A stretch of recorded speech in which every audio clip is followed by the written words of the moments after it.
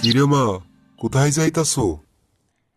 বাবা, আজ রাফির বাড়িতে পার্টি আছে, তাই যাইতেছি। ফারজানা, তোমায় কত করে বুঝাই একটু শালীনতা পোশাক পরে চলো। তুমি বড় হয়েছে এখন, তোমার বুঝতে হবে মা। বাবা, তোমার আগের যুগের কথা রাখো তো। এখন ডিজিটাল যুগ, এইসব নিয়ম বাদ দাও। আমি এইসব পোশাকে কমফোর্টেবল ফিল করি। কি বলো মা? মেয়েদের পর্দা করা ফরজ, এটুকু তো বুঝো। এভাবে চললে সমাজেও থাকা কষ্ট হয়ে যাবে। দেখো বাবা, সমাজ কি বললো এতে আমার কিছু যায় আসে না। আমার বয়স 18, এখন আমার স্বাধীনতা আছে। তোমরা চাইলে সবকিছুতে বাধা দিতে পারবে না। আচ্ছা, আমি এখন গেলাম, বাড়ি ফিরতে রাত হবে। এভাবেই ফারুক সাহেবের মেয়ে সমাজে বেপরোয়াভাবে চলাচল করে।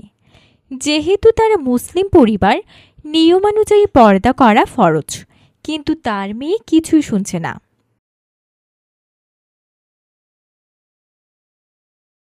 পরের দিন সকালে। ফারজানা, মা ফারজানা, এদিকে আসো তো।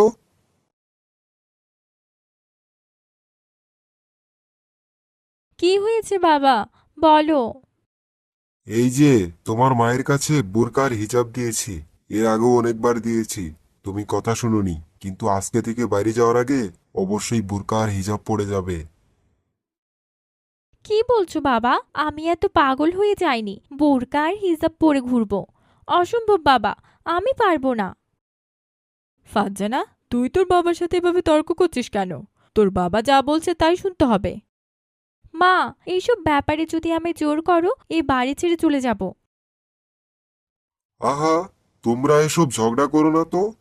মেয়ের বয়স কম, রাগ করে বুঝালে বুঝবে না। অবশ্যই ভালোবাসা দিয়ে বোঝাতে হবে। বাবা শোনো, রাগ করে বোঝাও আর ভালোবেসে বোঝাও। এইসব পোশাকের পর্দা আমার উপর চাপাইও না। দেখো মা ফারজানা, বোঝার চেষ্টা করো। তোমার চলাফেরায় অবশ্যই শালীনতা আর ভদ্রতা থাকতে হবে।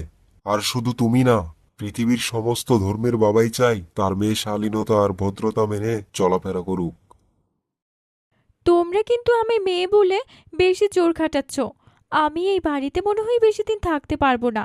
আমি রুমে গেলাম, তোমাদের এসব নীতি কথা শুনতে পারবো না।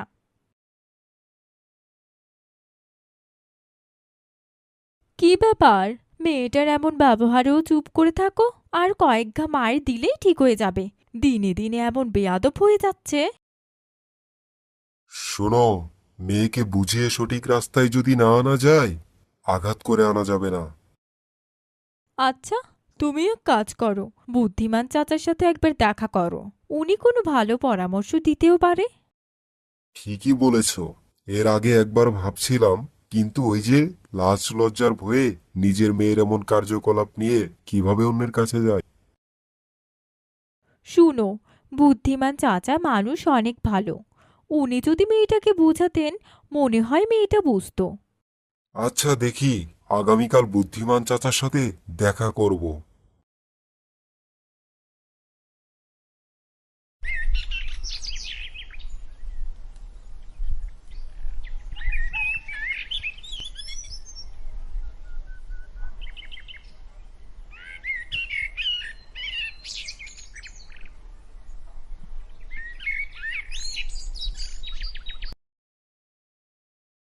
আসসালামু আলাইকুম চাচা, কেমন আছেন? ওয়ালাইকুম আসসালাম। আলহামদুলিল্লাহ, আমি ভালো আছি।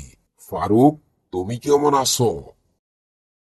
আলহামদুলিল্লাহ চাচা, আমিও ভালো আছি। তবে কিছুটা সমস্যাতেও আছি। কি সমস্যা? বলো। সমস্যা মনের মধ্যে লুকাই রাখলে আরো কষ্ট বেশি বাড়বো। ফারুক সাহেব তার মেয়ের কার্যকলাপ বেপরদাশীলভাবে চলাচল করা সব ঘটনাই বুদ্ধিমান চাচাকে বললেন।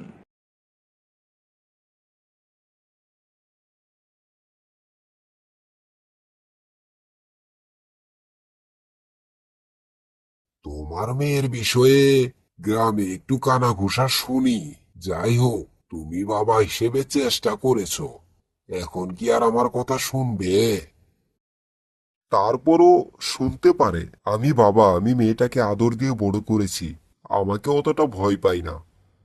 তাই যদি আপনি বুঝাইতেন, অবশ্যই কিছু না কিছু বুঝতো। ফারুক, আমি তোমার একটা কাজ দিবার পারি। তোমার মেয়ে রাজি হবে কি না সেইটা তো জানি না। কি কাজ বলেন? আগামীকাল বিকালে তোমার মেয়েকে ওই মুড়ের দোকান থেকে ডিম কেনার জন্য পাঠাবে, অবশ্যই বেশি পরিমাণে। ডিম কেনার জন্য পাঠিয়ে কি হবে?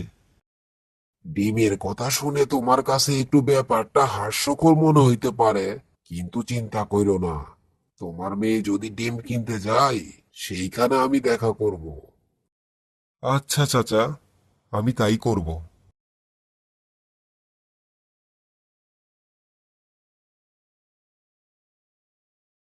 কি গো, কই তুমি? এদিকে আসো তো। এই তো রান্না করছিলাম। কিছু বলবে? ফারজানা কোথায়? ঘরে শুয়ে আছে। ফারজানাকে রাস্তার ওই মোড়ের দোকান থেকে 5 হালি ডিম কেনার জন্য পাঠাও। এখন তো ডিম লাগবো না, তাছাড়া তুমি গিয়ে নিয়ে আসো। শুনো, আমার যাওয়া যাবে না। তুমি ফারজানাকে পাঠাও। বলো যে তোমার বাবা অসুস্থ, 5 মিনিটের ব্যাপার তো, বুঝিয়ে শুনিয়ে পাঠাও। কোনো সমস্যা? ব্যাপারটা কেমন জানি মনে হইতেছে। না, সেরকম কোনো সমস্যা না। বুদ্ধিমান চাচা মেয়েকে পাঠাতে বলছে, তাই আর কি। ও, এই কথা। আচ্ছা, চেষ্টা করে দেখি। ফারুক সাহেবের স্ত্রী তার মেয়েকে ডিম কেনার জন্য দোকানে পাঠালো। ফারজানা ডিম কিনে নিয়ে আসার সময় খুব সাবধানতার সাথে খুব ধীর গতিতে হেঁটে আসছিল। তখনই তার সামনে বুদ্ধিমান চাচা গিয়ে দাঁড়ালো। কি ব্যাপার ফারজানা, কেমন আছো? এই তো দাদু, ভালো আছি। আপনি কেমন আছেন? আলহামদুলিল্লাহ, আমিও ভালো আছি দাদুমণি। তা কোথায় গিয়েছিলে? দাদু ভাই, আমি ওই দোকানে গিয়েছিলাম। দোকানে গিয়েছিলে বুঝলাম, কিন্তু এইভাবে এত ধীরে ধীরে হেঁটে আসছো কেন? তোমার পায়ে কোনো সমস্যা? না দাদু ভাই, আমার পায়ে কোনো সমস্যা নেই। আসলে এগুলো ডিম, তাই একটু সাবধান হয়ে হাঁটছি, যদি পড়ে গিয়ে ভেঙে যাই। ভাঙলে অসুবিধা কি? ডিম তো ভেঙেই খেতে হবে। কি যে বলেন! ডিম ভেঙে গেলে তো সর্বনাশ। ডিমও যাবে, রাস্তাও নষ্ট হবে। আবার এই রাস্তায় কেউ পিছলে পড়লে কারও ক্ষতি, উল্টো আবার আমাকেই গালি দিবে। তার মানে তুমি ডিম ভেঙে খেতে চাও না?